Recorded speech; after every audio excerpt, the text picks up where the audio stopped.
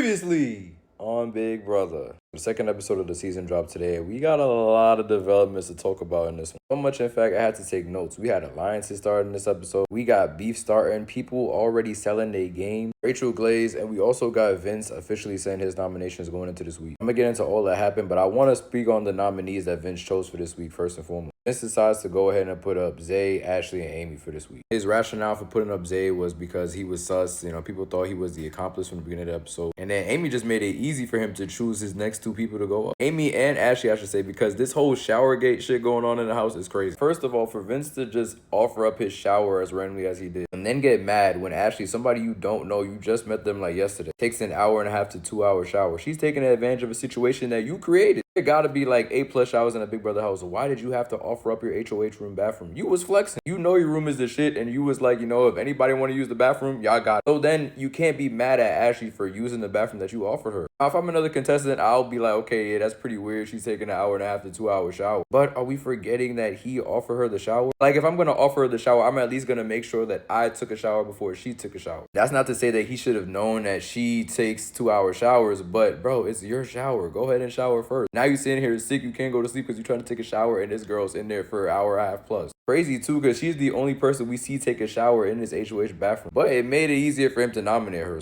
And then Amy was put on the block because she admitted to how close she is to Ashley. She honestly really sold her game with this one. I can't even defend. Now, I forgot how Julie and the Mastermind were talking about it in the first episode, but unless there's a way that Amy can get herself off the block, I just said that like the veto doesn't exist. Unless Amy finds a way to win the veto, now her and Ashley are at risk of leaving the house without either of the other one being able to protect the other. And I get what Amy's saying. She doesn't understand why everyone's making this SHOWERGATE thing into a bigger issue than it is. But clearly, you don't feel how a majority of the house feels. Knowing that a majority of the house feels like this situation is crazy and you still trying to take it for Ashley in this way. Mind you, somebody you met just the other day, you didn't have an alliance with her yet. You more aligned with Rachel than you are Ashley, but you willing to go to bat for Ashley like this because you feel like the SHOWERGATE incident is crazy. It is crazy, but it's crazy on both ends. Vince, why are you offering up your shower? Why are you letting her shower before you shower? And Ashley, you taking an hour and a half to 2 hour showers is mad crazy. I know your water bill at home is high as hell. As crazy as it is though, I feel like the shower situation is getting dragged, but there's nothing really else for them to go off of at this point. Which is why if I'm Amy, I'm just shutting the hell up and not saying anything about this situation. Because if you're as close to Ashley as you say you are, you'd rather be on the other end, not a nominee, so that you could at least vote to keep her in the house. But she wasn't thinking like that. She needed her tutor, Rachel, to make sure she made the right decision, and Rachel wasn't there to help her do it. We get a lot of Rachel Glaze in this episode from Will, Morgan, and Amy respectively, along with other house guests. But no Glaze is coming from my son Jimmy. No, he wants to make sure that Rachel is out of this house. My son was trying to get a campaign started. He was trying to feel out how the house is feeling about her being here. And on top of that, Rachel's a have-not for this week. So we got the nominees this episode, obviously, but we also got the have-nots going forward into the rest of this week as well. Have-nots are Rachel, Will, Zach, and Ava. With these have-nots, it started off with Rachel because she wasn't able to participate in the HOA challenge because she got introduced into the game after they already participated in it. So she was going to be a have-not off rip, but she decided to go with Will as a secondary have-not because he was glazing her. Will's pick after this was Zach because they have a sports background. And then Zach just does the most head-scratcher pick ever. He sees Lauren. She can't wait to be a have-not this week. I don't know if it's because she knew she was going to be safe or because she wanted to be closer to Zach or because she's a super fan and she wants to experience how it feels to be a have-not. I don't know what it was, but she was fiending. She desperately wanted to be a have-not. And instead, he decided to go with Ava puppy dog eyes in the corner. I don't know. To me, it just looked like Shorty was just there. I didn't see puppy dog eyes. Maybe I'm tripping. His reasoning for picking her was very questionable, but I mean, she's safe. So if I'm her, I'm not complaining. But yeah, I think Rachel being a have-not definitely supports Jimmy's campaign for wanting to get her out of the house even more. On top of the fact that she's already won. And also, the glaze is getting ridiculous. I feel like all contestants should just be on the same level. Because if you have somebody in the game who's already won, you're going to feel automatically like that person can help you win the game. And it's like, no, they're not going to help you win the game. Why would they want to help you? I get it. Having somebody who's played the game, who's been here before, it's good to have that kind of experience on your side for sure. At the end of the day, this is a new age. She won Big Brother like 14 seasons ago. How is she help you now in 2025? It's a whole different game than it was back then. She's a lot older than she was. In my opinion, I'll be looking at Rachel as a liability personally. There's some people who her social game is going to impact. We see that with Amy in this episode. Amy off rip decides she wants to start an alliance with Rachel, and I just can't understand why she was fiending to do so. Like, I understand, I get it, don't get me wrong. Like,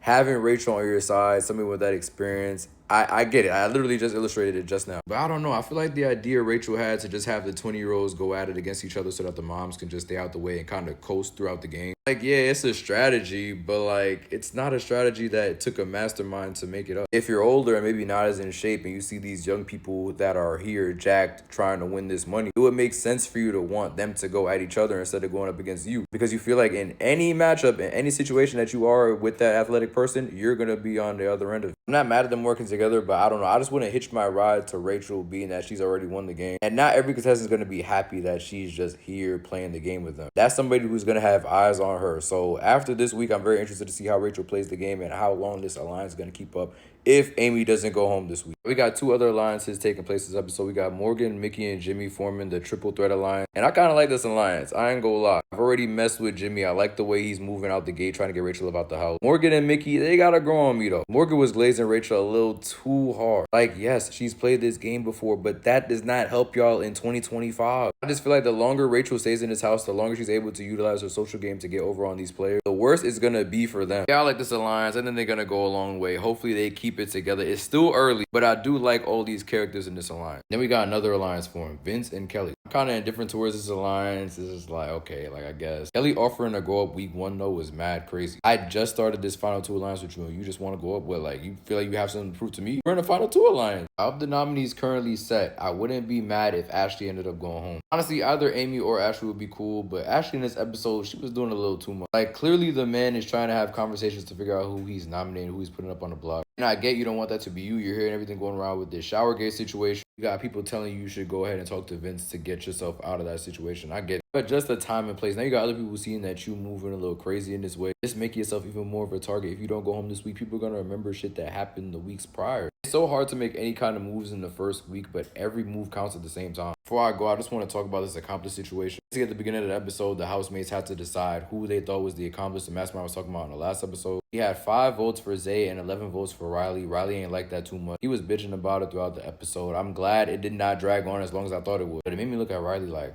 you gonna be somebody that I don't fuck with later on. Like, should they just get rid of you right now to avoid me being annoyed by you in the future? That's what was going through my mind when I seen that. I also want to pose a question of if the accomplice is going to be a recurring thing as the season continues. Because obviously Riley was not the accomplice, it was actually Amy. But being that the accomplice is still clearly in the house, is there going to be more challenges that they have to complete? Throw off the house guests? Is it going to be an incentive for the accomplice? Gotta see. Also, Zach has a life vest as well, because it was more than that 10K that he got in the last episode for saving Julie. My son essentially has a get out of jail free card if the HOH that week decides to accept the 10K that he made as a bargaining chip to get him off the block. I thought that shit was cool. A lot of moves was made this episode. Y'all leave your thoughts in the comments. How do you feel about Big Brother 27 so far? How do you feel about the SHOWERGATE incident? Which characters do you like? Which characters don't you like? Which of the current nominees do you want to see go home? Or who do you think is going to make their way off the block? Leave all that below.